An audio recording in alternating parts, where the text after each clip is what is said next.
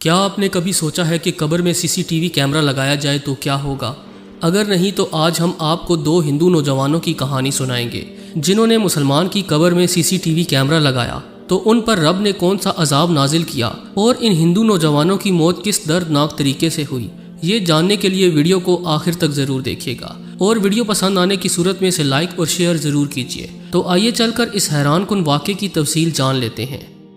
دوستو، حضرت علی علیہ السلام کی خدمت میں ایک شخص حاضر ہوا اور پوچھنے لگا کہ اے امام علی علیہ السلام، قبر میں انسان کی پہلی رات کیسے گزرتی ہے؟ تو حضرت علی علیہ السلام نے فرمایا کہ میں نے اللہ کے رسول صلی اللہ علیہ وآلہ وسلم سے سنا ہے کہ انسان کی سب سے مشکل رات قبر کی پہلی رات ہوتی ہے، جب دوسرے انسان، اس کے دوست، عزیز و اقارب، رشتہ دار اسے دفنا کے چھوڑ کے چلے جاتے ہیں تو وہ انسان روتا رہتا ہے۔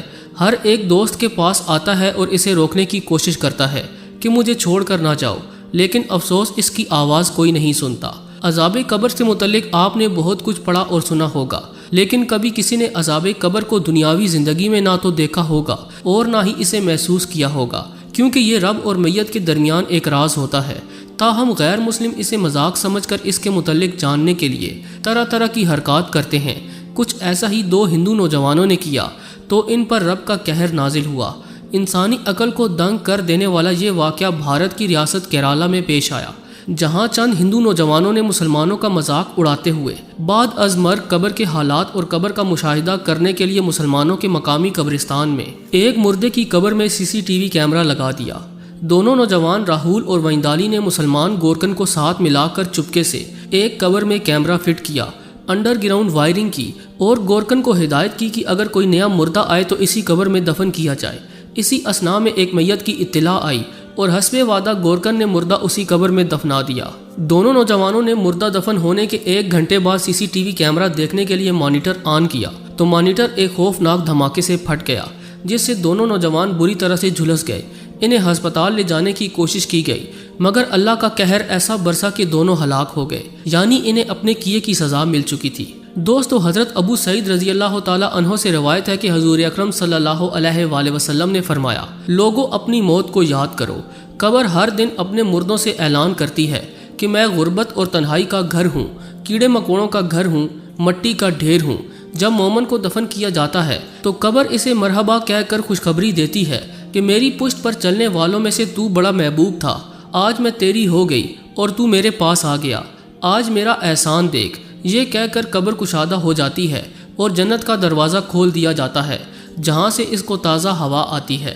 یہاں آپ کو حال ہی میں پیش آنے والے ایک اور حیران کن واقعے کی تفصیل بتاتے چلیں کہ جس میں ایک آدمی قبرستان گیا، جہاں اس نے 100 سال پرانی قبر سے ایسی چیز باہر نکلتی دیکھی کہ سن کر ہی آدمی خوفزدہ رہ جائے۔ امریکی ریاست کیلیفورنیا کے رہائشی اس 37 سالہ شخص کا نام جوئل موریسن ہے۔ اس نے اپنے ٹک ٹاک اکاؤنٹ پر ایک ویڈیو پوسٹ کی جس میں وہ پختہ قبر پر پڑی دراڑ میں سے انسانی بال باہر نکلتے ہوئے دکھاتا ہے۔ موریسن ویڈیو میں کپکپاتی ہوئی آواز میں کہتا ہے کہ یہ 1 صدی پرانی قبر ہے، میں اس کے قریب سے گزر رہا تھا کہ اس میں پڑی دراڑ میں سے یہ بال باہر نکلتے مجھے نظر آ گئے۔ موریسن یہ کہتے ہوئے اپنے فون کے کیمرے کو زوم کرتا ہے تو سر کے بال واضح نظر آتے ہیں جو کئی انچ قبر سے باہر آ رہے ہوتے ہیں۔ اس ویڈیو پر کمنٹس میں ایک صارف بتاتا ہے کہ جب کبھی طوفانی بارشیں ہوتی ہیں تو قبرستانوں میں گاہے بگاہے ایسے مناظر دیکھنے کو مل جاتے ہیں، کیونکہ قبر میں پانی بھرنے سے لاش اوپر کو اٹھتی ہے اور اس طرح بال دراڑوں سے باہر آ جاتے ہیں۔ قبرستان کی دیکھ بھال کرنے والے ایک شخص نے اپنے کمنٹ میں بتایا کہ جب قبر کسی درخت کے قریب بنائی جائے تو کچھ سالوں بعد ایسا منظر سامنے آنے کا امکان ہوتا ہے، چنانچہ ہمیں کبھی بھی کسی درخت کے نزدیک قبر نہیں بنانی چاہیے۔ دوستو، کہا جاتا ہے کہ انسانی زندگی کی 3 اقسام ہوتی ہیں۔ نمبر 1 دنیاوی زندگی، جو کہ موت سے ختم ہو جاتی ہے۔ نمبر 2 برزخی زندگی، جو کہ موت کے بعد قیامت تک ہے۔ اور نمبر 3 اخروی زندگی، جو کہ لوگوں کے قبروں سے نکلنے کے بعد جنت کی طرف جانا۔ اللہ تعالیٰ سے ہم اس کا فضل مانگتے ہیں اور پھر آگ کی طرف جانا۔ اس سے اللہ تعالیٰ ہمیں اپنی پناہ میں رکھے۔ برزخی زندگی، جو کہ انسان کی موت کے بعد سے لے کر دوبارہ اٹھنے تک ہے، اگرچہ وہ قبر میں جائے یا اسے وحشی جانور کھا جائیں یا پھر وہ جل جائے۔ اس زندگی کی دلیل وہ حدیث ہے جس میں نبی اکرم صلی اللہ علیہ وآلہ وسلم نے فرمایا کہ جب میت کو قبر میں رکھا جاتا ہے تو اپنے گھر والوں کے پاس کی آہٹ سنتی ہے، جیسا کہ حدیث میں آیا ہے، تو یہ زندگی یا تو نعمتوں والی ہوگی اور یا پھر آگ سے بھرپور، اور قبر بھی یا تو جنت کے باغات میں سے ایک باغ اور یا پھر آگ کے گڑھوں میں سے ایک گڑھا ہوگی۔ اور اس زندگی میں عذاب اور نعمتوں کی دلیل فرعون کے متعلق اللہ تعالیٰ کا یہ فرمان ہے کہ آگ کے سامنے یہ ہر صبح و شام لائے جاتے ہیں، اور جس دن قیامت قائم ہوگی فرمان ہوگا فرعونیوں کو سخت ترین عذاب میں ڈالو۔ پیارے دوستو، ابن مسعود رضی اللہ تعالیٰ عنہ فرماتے ہیں کہ آل فرعون اور کفار میں سے جو بھی اس جیسا ہو، ان کی روحیں صبح اور شام آگ کی طرف لے جائی جاتی ہیں اور کہا جاتا ہے کہ یہ تمہارا گھر ہے۔ ابن کثیر رحمۃ اللہ تعالیٰ علیہ فرماتے ہیں کہ یہ آیت اہل سنت کے استدلال کی سب سے بڑی دلیل ہے کہ برزخی زندگی قبر کے اندر عذاب ہوتا ہے۔ تفسیر ابن کثیر میں امام قرطبی کا فرمان ہے کہ بعض اہل علم نے اس آیت پر عذاب قبر پر استدلال کیا ہے کہ آگ کے سامنے یہ ہر صبح و شام لائے جاتے ہیں، اور اسی طرح محمد بن کعب نے فرمایا کہ یہ آیت عذاب قبر پر دلالت کرتی ہے۔ کیا آپ یہ نہیں دیکھتے کہ اللہ تعالیٰ نے آخرت کے عذاب کے متعلق یہ فرمایا ہے، اور جس دن قیامت قائم ہوگی فرمان ہوگا فرعونیوں کو سخت ترین عذاب میں ڈالو۔